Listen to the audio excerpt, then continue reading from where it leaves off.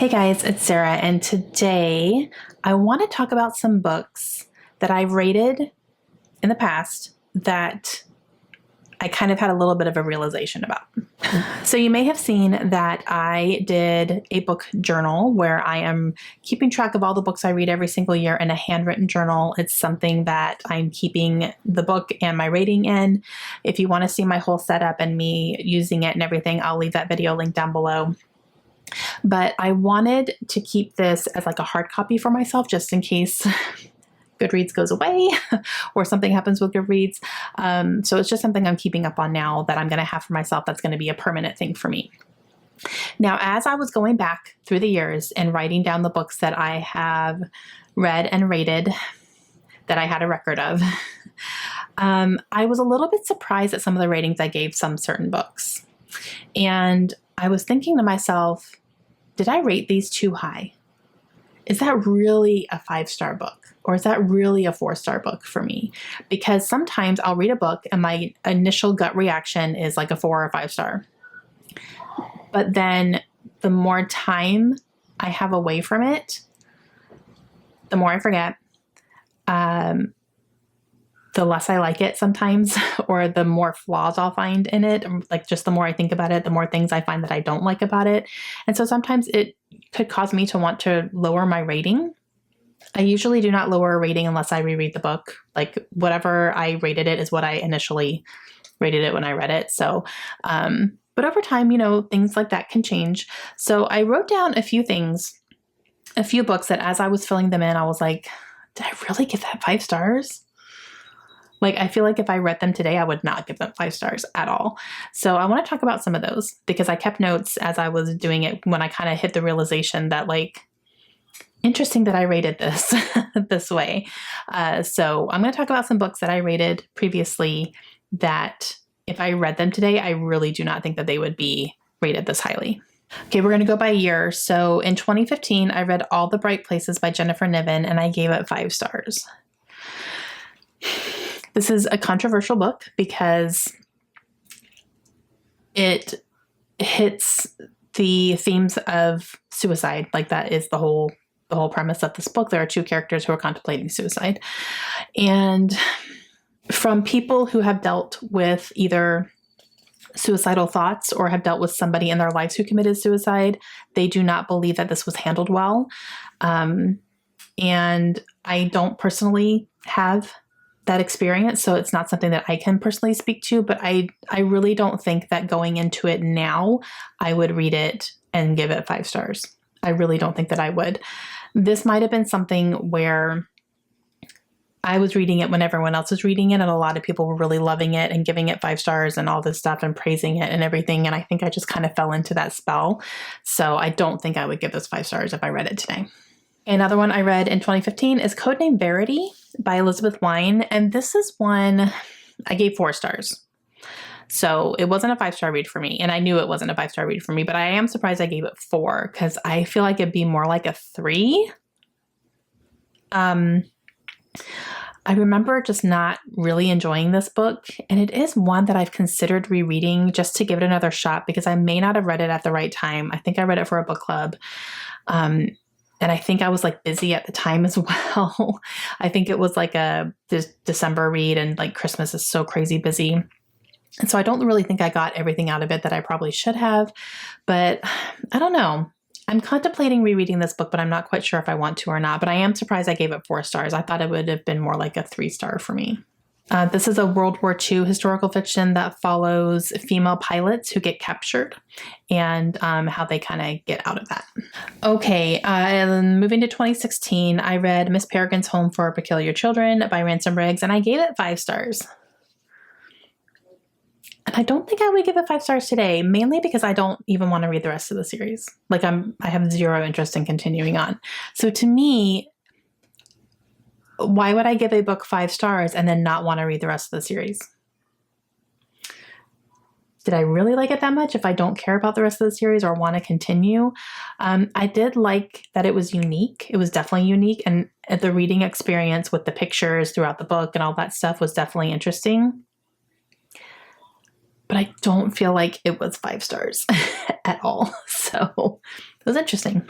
Okay, another one I read in 2016 is The Air by Kira Cass, and I gave this 4 stars. Why did I do that? My kids are home, obviously. It's summer now, so they're watching something pretty funny.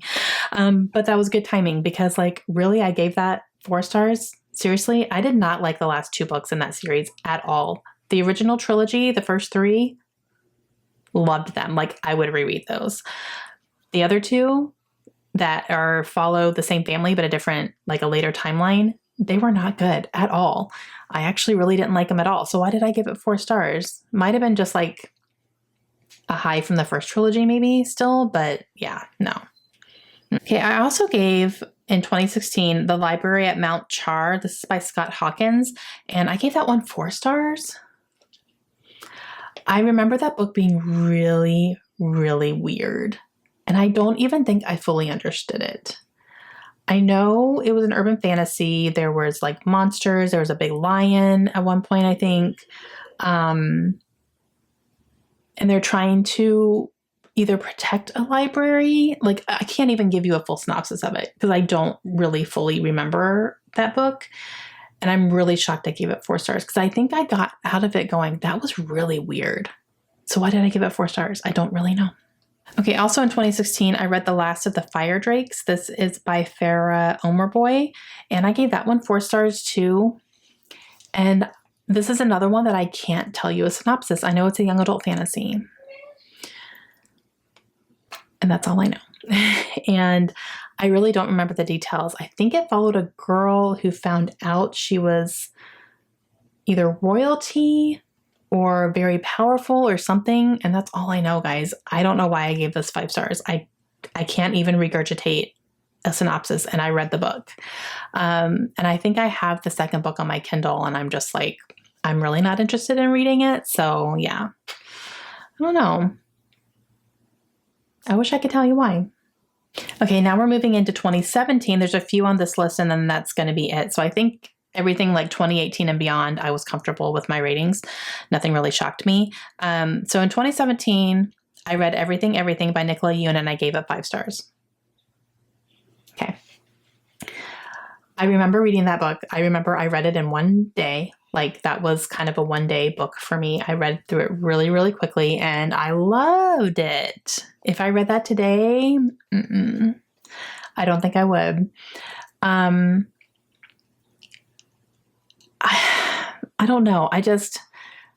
For some reason, when I read it, I was just not even obsessed with it, but I just really enjoyed the reading process of it. So I guess that's good. But I figured out what was happening pretty quickly. And I wasn't fully buying. Okay. Here's my issue with Nicola Yoon as an author. I don't believe her love stories. I don't feel the chemistry between her characters. I don't believe that she writes that well for me, for my reading experiences. I just don't buy her love stories. I didn't buy it in Everything, and I didn't buy it in The Sun Is Also a Star. I gave that book 2 stars. 2. I'm not interested in her new book because I'm not going to believe the love story. I have zero interest in reading any more from her as an author at all. And it's because they're supposed to be romances, but I'm not believing them. So that's the big issue I have with her books. And so I don't know why I gave this one 5 stars. I'm wondering if it's because I read it in one day, so it was very easy to read. But to me, I wouldn't do that now.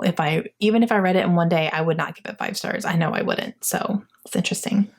I think that's a good indication. This is a good example of being away from it for a while. Therefore, the more I dislike it, I think that's definitely the situation. Okay. The next one is Attachments by Rainbow Rowell. I gave this one 4 stars. No.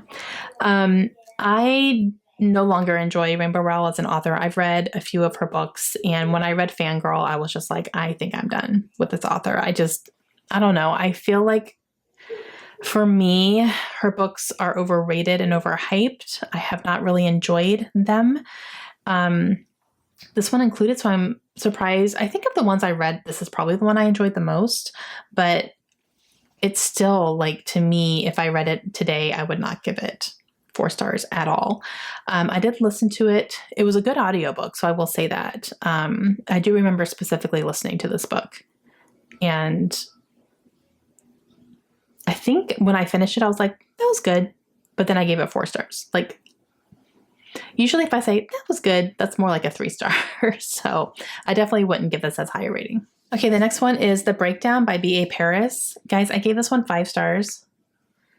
That is not a 5-star book. Why did I do that? The only book of hers that has been a 5-star is Behind Closed Doors, and that's it. Everything else that she's written has not even come remotely close to that book. So I don't know why I gave this one 5 stars. I think I was just excited for another B.A. Paris book. To be honest with you, I think that was her second release, so I was so excited because I really liked, I loved Behind Closed Doors. It's one of my favorites. And I was just excited for another one from her. And so I think I went into it with like kind of thinking it was going to be just as good, and it wasn't. It was not just as good. It did leave me guessing. It did keep me guessing the whole time, but like it was nothing compared to that first one. So yeah, I don't know what I was thinking with that. Okay, the next one is We Were Liars by E. Lockhart. I gave this 4 stars, and E. Lockhart's another author that I don't think I'm going to read any more from. I've read 2 of her books now. And yeah, I don't know, I even went into this book knowing the ending. I knew the twist going in. I was spoiled for it. So like, I don't know. I don't know why I gave it 4 stars. It really wasn't that good. I did like the twist. I did, but I went into it knowing it. So it didn't even really give me that shock factor that I think could have made it a 4-star book, possibly if I had gone in not knowing. Maybe it would have. But yeah, I don't know. I don't know why I gave it 4 stars still. And then the last one is Killer Instinct by S.E. Green. This was kind of pitched as like a young adult Dexter, and from a female point of view, like the Dexter being a female. So I was in. I was like, yes, I love Dexter. Anything that's like Dexter inspired, I'm in. And I read it, and it was fine. I could not tell you exactly what happened, though. Very forgettable. Very forgettable for that one. And I know that there's a follow-up, I think it's a duology, and I'm not interested in reading the second book. But I gave it 4 stars, so I don't really know why, because I can't even tell you what exactly that book was about. I don't remember who she was hunting. I think that might have been one where she was hunting a killer, but he was hunting her too. Maybe? See, I don't even remember. So I don't know. I gave it 4 stars, and I have no idea why. Okay, guys, those are some books that I have thought about when I was doing my filling in my star ratings and stuff. I'm like, why did I rate that so high? Some of them I don't even remember the synopsis of them. I can't even tell you what they're about, even though I read the book. And then some of them I do remember the book vividly. I just don't know why I gave it such a high rating. So I just kind of distanced myself from those quite a bit. So it's very interesting. And definitely some of these I've changed my mind about over time, for sure. Even though my initial rating was high, if I read it again today, I don't think it would be. So I thought that was kind of interesting. All right, let me know down below if you guys have read any of these books. Let me know what you thought of them. Were they high-rated books for you? Were they low-rated? What are some books that you have read that you know you gave a high rating to, but you don't really know why? Or that you think if you read them again today, you wouldn't like them as much? I really want to know what your answers are to this as well. And I will see you guys again soon. Hope you have a great day. Bye.